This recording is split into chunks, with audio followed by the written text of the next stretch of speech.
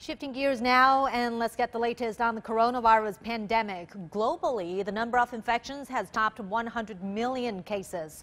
Over 2.1 million people have died. Chinese mainland reports 75 new cases as of Wednesday midnight, and that is the lowest daily increase since January 11th. Of the confirmed cases, 20 are imported, 55 are local transmissions, including 29 in northeastern China's Heilongjiang province and 14 in Jilin province.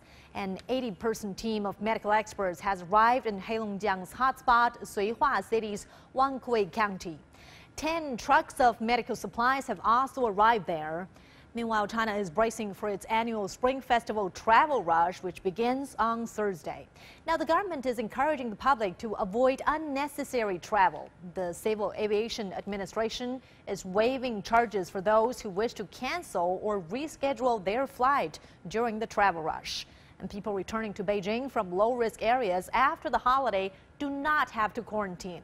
But they do need to show negative test results done within 7 days pre-departure and get tested again after the first week and second week of arrival. CGTN's Dai Kai-yi has the details. Sporadic COVID-19 outbreaks across China continue to weigh on the country. With the daily average of imported cases doubling in January compared with November 2020, officials believe the risks of regional outbreaks will remain high through the colder months.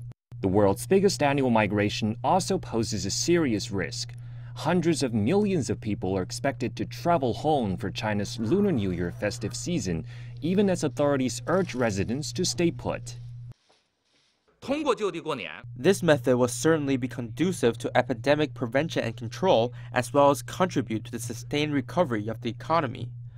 When people choose to stay where they are for the holiday, their actions could greatly reduce large-scale mobility and gatherings, and it will also be good for the resumption of work after the festival. To help those choosing to stay where they are, authorities are promising to guarantee supplies of food and other daily necessities.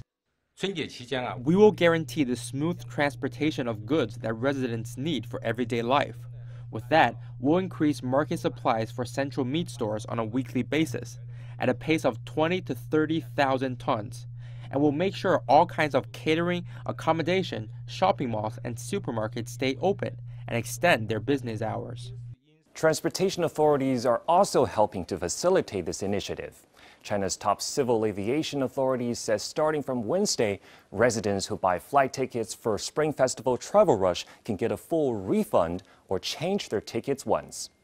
Meanwhile, China's railway authority says refunds are free of charge if residents cancel their trips 8 days before the date of the journey. Dai Kai, CGTN, Beijing.